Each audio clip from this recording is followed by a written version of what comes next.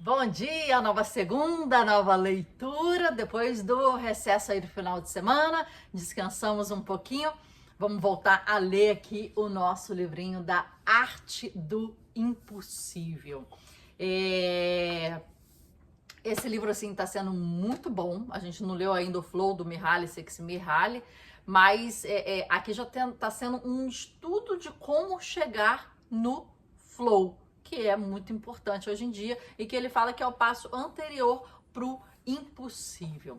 Então a gente está na página 153, vamos continuar aqui nossa leitura e já entramos agora no capítulo que fala especificamente sobre a criatividade. Penúltimo capítulo. Depois a gente vai seguir com o fluxo. Então, vamos lá. Rede de atenção. Se a criatividade começa quando o cérebro assimila informações novas, do que precisamos para assimilar essas informações? A resposta é atenção. Conforme a famosa explicação do psicólogo William James, milhões de itens se apresentaram aos meus sentidos se necessariamente atenderem minha experiência. Por quê? Porque não tenho interesse algum por eles. Minha experiência é aquilo que concordo em ter. Apenas os itens em que reparo moldam minha mente, sem interesse seletivo. A experiência é um caos absoluto. O sistema de atenção executiva rege o processo de instinto seletivo de James, ou o que, por vezes, se denomina foco da atenção. Essa é a rede que diferencia a rede de referência para a concentração intensa, pois o foco de luz que nos permite fazer, escolhas. Podemos escolher o que focar e o que ignorar. Quando você está escrevendo um artigo, ouvindo uma palestra ou chutando uma bola, essa rede também sua mente. Essa rede mantém sua mente no alvo. Em termos neurobiológicos, essa rede é composta pelo córtex pré-frontal dorsolateral, pelo córtex orbitofrontal, o córtex cingulado anterior, o córtex parietal e o núcleo subtalâmico.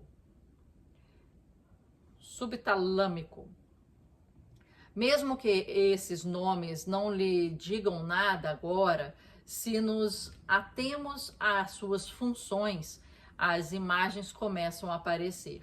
A história começa no núcleo subtalâmico. A informação chega por meio dos sentidos e é encaminhada por meio do tálamo, na região. Nela, os neurônios têm suas funções principais. Primeiramente, elas ajudam a regular comportamentos instintivos. Depois, a área fornece o foco da atenção focada, só que não de maneira que você suspeitaria. Em vez de destacar aquilo em que você quer prestar atenção, o núcleo subtalâmico apaga todas as outras informações, basicamente removendo todas as possíveis distrações. Imagine 100 bailarinos em um palco bem iluminado. Nessa situação, é difícil saber por onde direcionar o foco. Experimente apagar totalmente as luzes do palco. Coloque um holofote sobre um único bailarino e o problema se resolve. Agora, a atenção não tem nenhuma escolha a não ser concentrar-se no alvo. É exatamente assim que o núcleo subtalâmico funciona. A partir daí, os dados vão para o córtex cingulado anterior e para o córtex parietal. O cingulado anterior liga com as correções dos erros. Se a informação que está vindo não combina com a predição do cérebro faz, essa é uma parte do cérebro que recebe. Por exemplo, digamos que você esteja procurando uma maçaneta. Você acha que a porta está destrancada, mas na verdade ela não está. O momento em que sua mão encontra resistência, a maçaneta não vai girar. Essa parte do cérebro se acende. Significa que sua realidade não está correspondendo à sua predição. E talvez você queira elaborar outros planos, possivelmente mais criativos, para sair do recinto. Quando se trata de atenção executiva, o lobo parietal tem 3 funções. Ele ajuda os olhos a permanecerem focados no alvo, permite que os objetivos sejam integrados à atenção e, para nos ajudar a cumpri-los, permite que novos planos de ação sejam executados. Em outras palavras, se você tem a intenção de ir embora da festa, procura a maçaneta e um amigo o chama. Essa é a região do cérebro que mantém seus olhos na porta e a mão estendida para ela. Também é a região que ajuda a se desviar do comportamento usual. Isso é, em vez de fazer o que sempre faz, ficar e tomar uma outra cerveja, dessa vez você ignora o amigo e vai realmente para casa. Na manhã seguinte, quando acordar, sem ressaca, vai agradecer ao seu lobo parietal. A partir daí, a informação sobe para o córtex pré-frontal, dorsolateral e o córtex orbitofrontal. Analisaremos um de cada vez. Seu córtex pré-frontal dorsolateral é onde a sua memória operacional reside. Esse é o estacionamento de informações de curto prazo do cérebro, armazenando temporariamente um conjunto de dados enquanto reunimos informações adicionais e consideramos o que fazer em seguida. O córtex orbitofrontal, por sua vez, nos ajuda a tomar decisões, basicamente fazendo análise de riscos e cognição social. Conforme mencionado, se você está tentando resolver um problema difícil por conta própria, bem, talvez seja esse o risco. Porém, se você tem um monte de amigos ajudando a resolver o problema, então não é tão perigoso. Esta é a parte do cérebro que ajuda a fazer esse cálculo social. Também é a parte que inibe nosso comportamento instintivo e nos permite fazer escolhas mais criativas. Naturalmente, a atenção executiva é mais do que essas 5 regiões e essas desempenham diversas outras funções além das abordadas. Entretanto, apesar de hipersimplificadas, agora entendemos um pouco mais sobre como as redes neurais estão conectadas e como a rede particular fornece a atenção exigida pela criatividade. A rede da imaginação. A rede da imaginação, para pegar emprestada a expressão do psicólogo Scott Barry Kaufman, ou mais formalmente, a rede em modo padrão, está relacionada à divagação mental. O sistema fica ativo quando estamos acordados, mas sem nenhum foco em particular. O que as pesquisas revelam é que cerca de 30% do tempo. Quando ligado, é o cérebro sonhando acordado, simulando realidades alternativas e testando possibilidades criativas. Neurobiologicamente, esse sistema inclui o córtex medial pré-frontal, o lobo medial temporal, o precuneus e o córtex posterior cingulado. Mais uma vez, se combinamos estrutura e função, podemos começar a perceber como essas partes trabalham juntas para elaborar o grande todo, o conhecido como a criatividade. A gente viu que antes, né, criatividade é processo. O córtex medial pré-frontal tem a ver com a mente, a teoria da mente, ou nossa capacidade de pensar no que os outros estão pensando, ou autoexpressão criativa. Se você está contando uma piada para um amigo e de repente ele começa a chorar, o córtex medial pré-frontal recebe o choro. Ele também lhe diz que pare de contar a piada e comece a consolar o seu amigo. O lobo medial temporal é uma estrutura de memória, assim como o precuneus. Embora esse último esteja envolvido, sobretudo, na recuperação das memórias pessoais. Quando associadas a nosso exemplo anterior, uma vez que você toma uma decisão criativa de interromper a piada e começar a consolar seu amigo, essas duas estruturas o ajudam a vasculhar bancos de dados de ocasiões anteriores em que se deu mal com piadas e os amigos começaram a chorar. O objetivo delas é encontrar outras informações que possam ajudá-lo a decidir como exatamente consolar seu amigo.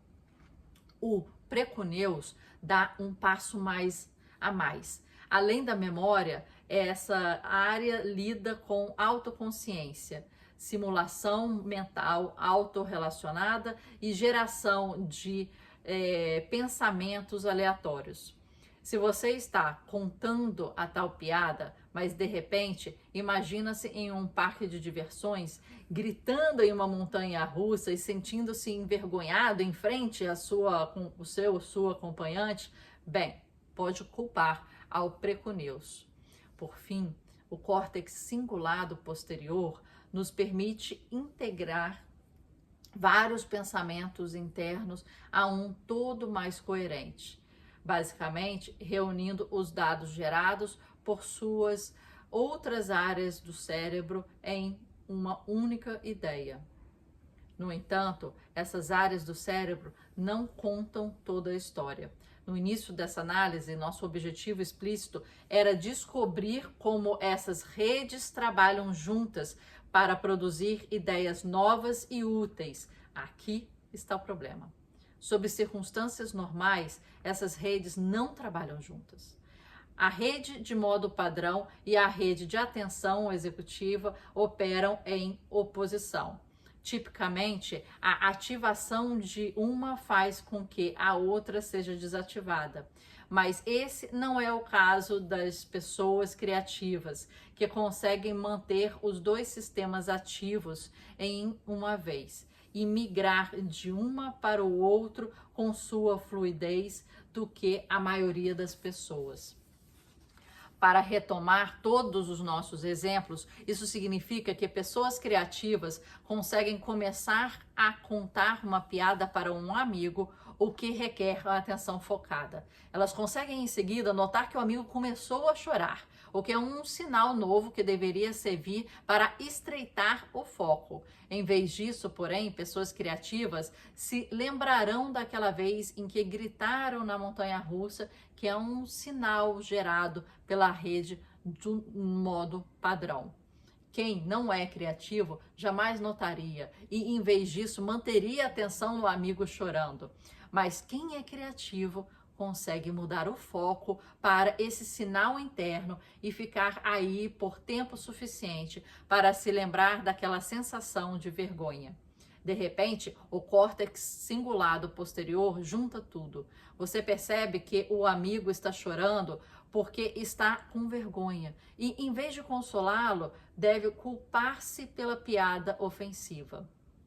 Essa informação também nos permite um vislumbre no trabalho que vem pela frente, quando você está treinando o cérebro para ser mais criativo. Essa parte do que está treinando é a capacidade de coativação de redes. Por quê? Quando ambas as redes estão coativas, podemos colocar o CFM para funcionar. Contornar, fragmentar e mesclar. Essas são as habilidades, além da criatividade, que nos permitem contornar o que vemos, fragmentar o que sentimos e mesclar tudo de uma nova maneira. No entanto, há mais um participante nessa história. Este é a rede que realmente controla todo o show. aquela que nos permite migrar de uma dessas duas redes para outra. A rede da proeminência, página 157. Continuamos aqui o subcapítulo. Proeminência, como termo, refere-se à evidência. Objetos têm proeminência física por causa da cor ou intensidade, motivo pelo qual aquela Corvette reluzente e vermelha chama sua atenção. Objetos também podem ter proeminência emocional ou pessoal, motivo pelo qual tal Corvette reluzente faz você se lembrar do carro antigo do seu avô. Portanto, a rede de proeminência é a parte do cérebro que percebe essa evidência. Essa rede funciona como um filtro de informações gigantesco, monitorando dados que surgem e marcando-os como importantes ou relevantes. E ela monitora todo o nosso mundo externo como o interno, o que é parte do motivo para qual a rede de proeminência é tão crucial para a criatividade. Nosso mundo interno é turvo, os sinais nem sempre são claros, os pensamentos e emoções que borbulham geralmente são sutis e muitas vezes conflitantes com dados mais envolventes do mundo externo. A rede da proeminência é o que o alerta para o fato de que a ideia acabou de borbulhar, é boa e digna de atenção. De maneira mais crítica, para proporcionar essa atenção, a rede da proeminência é aquela que controla a nossa habilidade de migrar entre a rede em modo padrão e a rede em modo executiva. É a chave geral, tornando-se a porta de entrada para a criatividade intensificada. Para entender como a rede de proeminência funciona, precisaremos descompactar algumas outras regiões do cérebro, começando pela ínsula anterior e o córtex cingulado dorsal anterior. Vamos analisar uma de cada vez. A ínsula tem um papel importante na autoconsciência. Ela recebe todos os sinais do seu corpo, desde os níveis de energia até o estado emocional, mistura-o com fatores-chave do ambiente e então usa o resultado mais importantes para tomar decisões. Digamos que você esteja subindo uma escada e o degrau acima parece solto. A ínsula é a parte do cérebro que inicia o processo de transformar essa sensação na decisão de não subir a escada. É como se fosse aquele aviso, né? Aquela coisa, vai dar ruim. O córtex cingulado dorsal anterior é a parte superior do córtex cingulado anterior. Essa é a região responsável por relações dos erros, a que se acende quando a porta que deveria estar aberta, na verdade, está trancada. A parte superior lida com erros de cognição e a inferior com erros emocionais. No total, quando você notou a sensação do degrau solto na escada, a ínsula usou essa soltura para chamar sua atenção, enquanto o cingulado anterior transformou essa proeminência em um sinal de erro. Não dê mais um passo. Há algo estranho na Dinamarca. Por fim, enquanto a ínsula e o córtex cingulado anterior são considerados pontos de ancoragem da rede de proeminência, um trio extra de estruturas é igualmente crucial. A amígdala, o corpo estriado ventral e a área tegmental ventral. A amígdala detecta ameaças. É a parte do cérebro que percebe qualquer coisa nova e original, embora seja especialmente sensível a perigos novos e originais. A área estriada ventral e a área tegmental ventral, por sua vez, estão envolvidas na motivação e na recompensa. As áreas gerem o comportamento, reforçam-no e, em termos gerais, fornecem uma quantidade enorme de substâncias neuroquímicas do prazer para realizar as tarefas. No cérebro de pessoas criativas, todas essas áreas funcionam de maneira diferente das outras. Trata-se de uma supressão de repetição, que é a supressão automática de estímulos familiares. Quando você se mudou para São Francisco e viu pela primeira vez as curvas e voltas de Lombard Street, seu cérebro produziu uma resposta significativa. Mas essa resposta ficou menor da segunda vez em que viu aquelas voltas e menor ainda na terceira. Na quarta, mal havia reação. E quando a Lombard Street se transforma em apenas um borrão no ambiente, conforme você caminha rumo à loja da esquina, e isso é a supressão de repetições. É quando a gente, aquela rua que sobe toda assim, florida, cartão postal, né, do São Francisco. Então ele tá falando que quando a gente vê a primeira vez, a gente tem que lindo, vou tirar foto, fazer selfie, e depois ao longo vira um borrão no ambiente, que ele tá falando aqui. No entanto, o cérebro criativo não tem essa tendência. Sua supressão de repetição não está em jogo. No mundo real, isso se traduz na capacidade de perceber o novo no velho. O que isso significa? Que se seu interesse é treinar a criatividade, você precisa treinar todas as 3 redes: a proeminência, o modo padrão e a atenção executiva, para otimizar a criatividade. Como Scott Barry Kaufman, psicólogo da Universidade de Columbia, especialista em criatividade, escreveu na Atlantic: você deseja que várias redes cerebrais estejam disparando em todos os cilindros, prontas para se envolverem e se desatrelarem da forma flexível, dependendo do estágio do processo criativo. Então, como fazer todas essas redes dispararem em todos os cilindros? É exatamente o que examinaremos a seguir.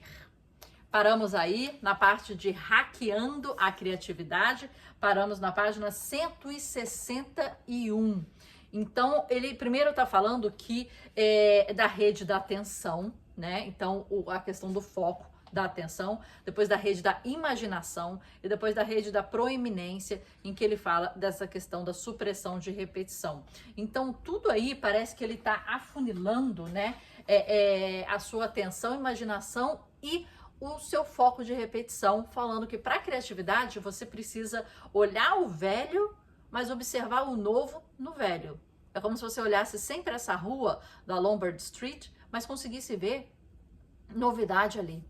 E tivesse a capacidade de fazer com que aquilo não fosse um borrão, né? Depois de muito tempo.